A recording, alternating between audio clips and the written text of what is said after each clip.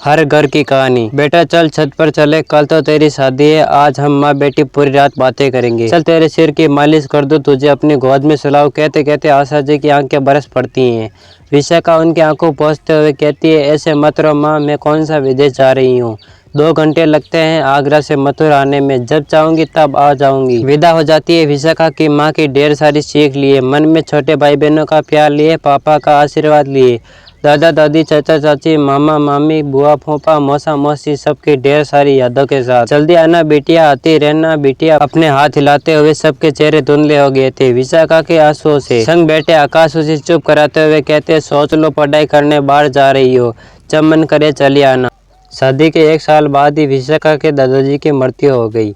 उस समय वो आकाश के मामा की बेटी की शादी में गई हुई थी। आकाश विशाखा से कहता है, ऐसे शादी छोड़कर जाएंगे कैसे। विशु दादाजी को एक ने दिन जाना ही था, फिर चली जाना। चुप थी विशाखा, क्योंकि माँ ने सिखाकर भेजा था, अब वही तेरा घर है, वो लोग कहे वही करना।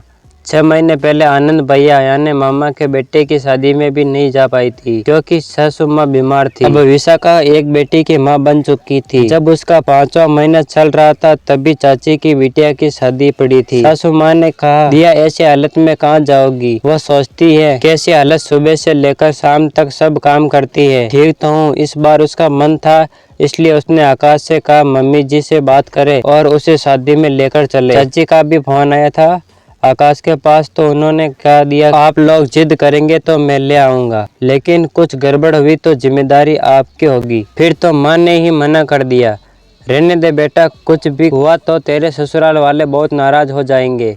वैसे तो ससुराल में विशाखा को कोई कष्ट नहीं था, किसी चीज की कमी नहीं थी, फिर भी उसे लगता था जैसे उसे जिम्मेदारियों का मुकुट पहना दिया गया हो। उसके आने से पहले भी लोग बीमार पड़ते होंगे तो कैसे संभलता था। उसके आने से पहले भी तो उनके घर में शादी ब्याह पड़ते होंगे, तो अगर वो किसी समारोह में नहीं जाकर अपने मायके समारोह में चली जाए तो क्या गलत हो जाएगा। दिन बीत रहे थे, कभी 4 दिन कभी 8 दिन के लिए वो अपने मायके चली जाती थी और बुझे मन से वापस लौट आती थी। विशाखा के ननद की शादी ठीक हो गई। दोनों का रिश्ता बहनों या दोस्तों जैसा था। अपनी ननद सुरभि की वजह से भी उसे ससुराल में कभी अकेलापन नहीं लगा। सुरभि की शादी होने से विशाखा जितनी खुश थी उतनी उदास भी थी। उसके बिना ससुराल की कल्पना भी उसके आंखों में आंसू भर देती थी। विशाखा ने शादी की सारी जिम्मेदारी बहुत अच्छे से संभाल ली थी। उसको दूसरा बच्चा होने वाला है, 4थे महीने की प्रेगनेंसी है, फिर भी वो घर बाहर का हर काम ले रही हैं। सभी रिश्तेदारों विशाखा की सास से कह रहे हैं, बड़ी किस्मत वाली हो जो विशाखा जैसी बहू पाई हो। शादी का दिन भी आ गया। आज विशाखा की आंखों में आंसू नहीं रुक रहे थे। दोनों ननद भाभी एक दूसरे को पकड़े रो रही थी। तभी विशाखा की सास उसे समझाते हुए कहती हैं, ऐसे मत रो बेटा, कोई विदेश थोड़ी जा रही हो, जब चाहे मन आ जाना। तब सुरभि कहती है, नहीं माँ, जब दिल चाहे तब नहीं आ पाऊंगी। वो पूछती है, ऐसे क्यों कह रही हो बेटा, माँ के पास क्यों नहीं आओगी तुम। तभी सुरभि कहती है, कैसे आऊंगी माँ, हो सकता है जब मेरा आने का मन करे तब मेरे ससुराल में कोई बीमार पड़ जाए, कभी किसी की शादी पड़ जाए, या कभी मेरा पति कह दे तुम अपने रिस्क पे जाओ, कुछ हुआ तो मुझसे मत कहना। सब एकदम अवाक रह जाते हैं। वो लोग विशाखा की तरफ देखते लगते हैं। तभी सुरभि कहने लगती है, नहीं माँ, भाभी ने भी अपने मुझसे कुछ नहीं कहा, लेकिन मैंने देखा है उनकी सूजी हुई आंखों को। जब उनके दादा की मौत हुई तब आप लोग शादी का जश्न मना रहे थे। मैंने महसूस की है वो बेचैनी, जब आपको बुखार होने के चलते वो अपने भैया की शादी में नहीं जा पा रही थी। मैंने महसूस किया है उस घुटन को जब भैया ने उन्हें चाची की बेटी की शादी में जाने से मना कर दिया था। उन भैया ने जिन्होंने उनकी विदाई के वक्त कहा था कि सोच लो तुम बाहर पढ़ने जा रही हो, जब मन करे तब आ जाना।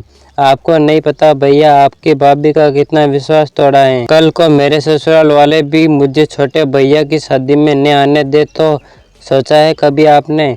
पापा, हमारी गुड़िया तो हमारी जान है, आपने कभी सोचा आप सबने कल पापा को कुछ हो जाए और गुड़िया के ससुराल वाले उसे न आने दे, कभी भाभी की जगह खुद को रख कर देख लीजिए। एक लड़की अपने जीवन में 24 से 25 साल जिस घर में गुजारती है, जिन रिश्तों के प्यार की खुशबू से उसका जीवन हरा भरा होता है, उसको उसी के घर जाने, उन रिश्तों को महसूस करने से रोक दिया जाता है। मुझे माफ कर दीजिए भाभी, मैं आपके लिए कुछ नहीं कर पाई। जिन रिश्तों में बांधकर हम आपको अपने घर लाए थे, वही रिश्ते, वही बंधन आपकी बेड़ियां बन गई है और कहते कहते सुरभि विशाखा के गले लग जाती हैं। आज सबकी आंखें नम थी, सबके सिर पर अपनी गलतियों के बोझ से झुके हुए थे। दोस्तों, ये किसी एक घर की कहानी नहीं, बल्कि हर घर की यही कहानी है। हमारे देश के समाज में शादी होते ही लड़कियों की प्राथमिकताएं बदल दी जाती है। हमारा परिवार अपना ही घर पराया हो जाता है और उसे वहां जाने के लिए उसे दूसरों की आज्ञा लेनी पड़ती है। अगर हो सके तो इस लेख को पढ़कर आप सभी पर गौर जरूर फरमाएगा और हो सके तो बहू और उसके माता पिता के घर आने जाने की आज़ादी जरूर दीजिए। हो सके तो इस वीडियो को अपने रिश्तेदारों के साथ शेयर जरूर कीजिएगा। हो सके तो किसी की ज़िंदगी बच जाए। कहानी पसंद आए तो वीडियो को लाइक और हमें फॉलो और सब्सक्राइब कर लीजिए। धन्यवाद।